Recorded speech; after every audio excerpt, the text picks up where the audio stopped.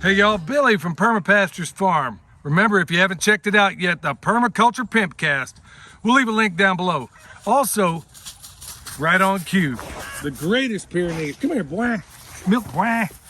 Anyway, he's out doing his job, and he was doing it all night, hanging out with these guys. Also, if you're looking for a the best ballin' permaculture sweatshirts, t-shirts, hoodies, you name it, go check out my friend Eric Sider. Eric Sider's YouTube channel. You can get it there. You can go check him out. You get permaculture preparedness sweatshirts like this. Anyway, Milk Boy was in here. We let him out during the day, and then he gets to roam the whole area. Right now, this is going to be a pretty cool one for those of you that are thinking about this or questioning whether or not you can do it. This is the one you want to see. But before that, let me just kind of chronicle what happened. Down there, that's where the chickens are, okay? Anybody that's ever ordered, a while back when we ordered some of those red birds that we had inside the chicken tractor on steroids, a lot of these chicken companies, they'll send you an extra, and it's typically not the breed you're looking for. In fact, I can't remember them ever giving you an extra of the one you were actually ordering. Well, it turns out that one was a rooster. Turns out that one was very, very disruptive. And so just moments ago, we had to dispatch that one. And maybe that's kind of an overlay for our lives, because guess what? You're going to have unproductive or very disruptive people in your lives.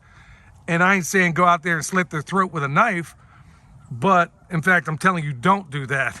I'm saying you don't spend time with them, okay? Just as that bird was down there making these guys unproductive and messing things up, they got to go. It would be the same thing with these sheepies, okay?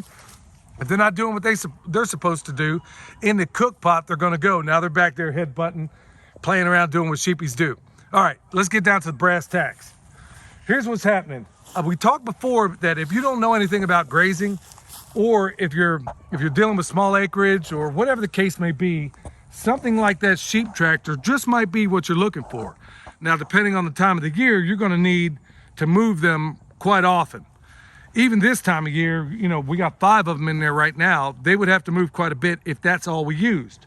So for those that are just, you know, catching on here, we got varying degrees of protection. Obviously, he's in there with them at night. They have that cage itself. They got the electrified fence and then perimeter fence all the way around there. So we got multiple layers of protection. Not entirely necessary, but we do it. Ain't that right, Milk Boy? It's a hat tip to the greatest Pyrenees. Here's what's going to happen today. And this is going to be pretty helpful for those of you that are unsure about a number of things. This tractor is going to move from there basically over to that junk tree. Speaking of junk, there's a blue bucket over there that we just uncovered. That's part of the job here. But here's what's going to happen. We're going to move them first over to there, okay? Just their house. And then we got a series of 3 different nets. Now, I don't know if I've ever showed you this before, but it's a pretty handy technique.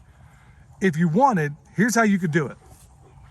We're going to move that over there, and you could leave them in there if you intended to move them quite a bit.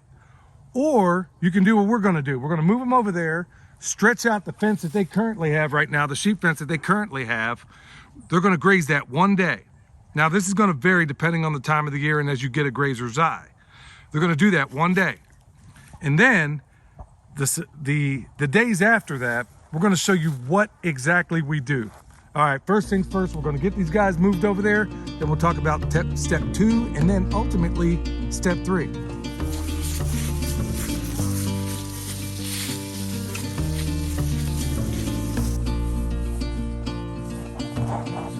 All right, as we're stretching out this net, we still got spots where we got multi-floor rows, but guess what? We got an animal. This is the bane of everybody's existence right now. We got an animal that loves this sort of thing. And if it's in the growing season, they'll wipe it out for you then too. But they're gonna basically girdle all this, which is a good thing.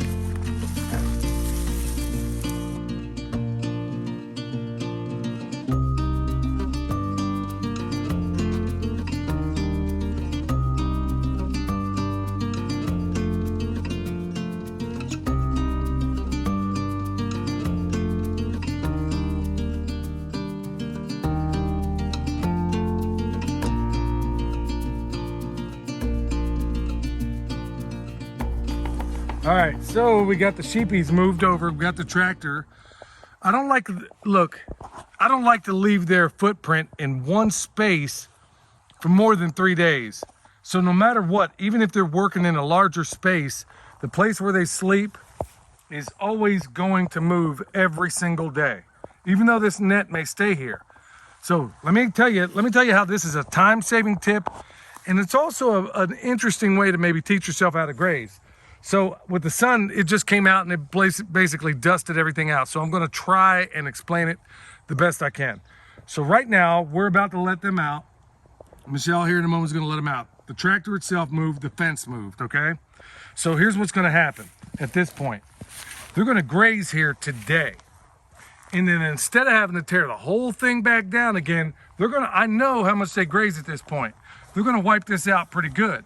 So instead of taking them, moving the whole kit and caboodle up the side of this mountain, we're not gonna do that. So here's one of the ways we came up to get around that. So we got one net on them right now.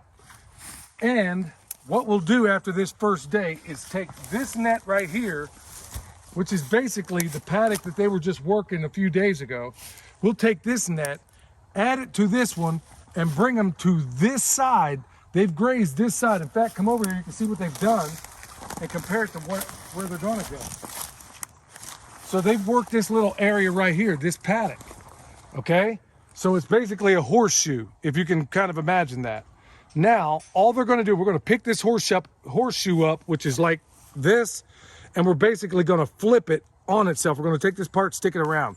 That's exactly what we'll do. So instead of having to get that tractor up the side of a mountain, we'll add another net, and then guess what? They'll walk right past what they've grazed today, and they'll hit the new stuff.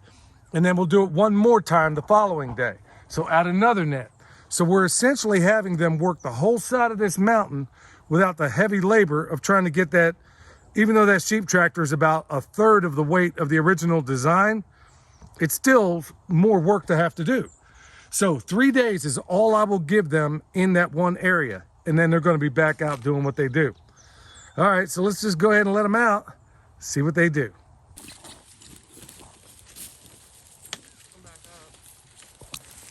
All right, so here they are out here getting their grub on. So if you got things like goldenrod, believe me, they will strip it clean. Multiflora rose, if it's growing, trust me, they're gonna work it over too. These guys are some pretty awesome allies, and I can list a long list of reasons why I am a big, big fan of these, not the least of which being that it's the best meat on planet Earth as far as I'm concerned.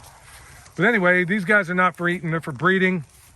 And that's what we need more is, well, we don't have near enough in terms of animals to work this property. Plus, I just love them. They're an animal I love. And you should also consider that too when you're considering what you like to run and what you don't. I mean, do you like goats? I'm not a masochist. I don't like goats. Okay, sorry to offend you goat people, but there you go. Beautiful day. This is what I told you before, that I get more joy out of anything else, putting every animal on new ground. And it's even made better when I can look up in the sky and I don't see any streaks. How about that? All right, y'all. Need anything from us? Bone Sauce, world's best deer repellent. Go check us out at the website, Comfrey, EMP Shield, Harvest Right freeze dryers. We got it all down below. Check it out. And don't forget the Permaculture Pimpcast. I think you'll be glad you checked it out. All right, y'all. This is Billy from Perma Pastures Farm, where permaculture is my passion. Ain't that right, Walter? You're a good little Judas sheepy.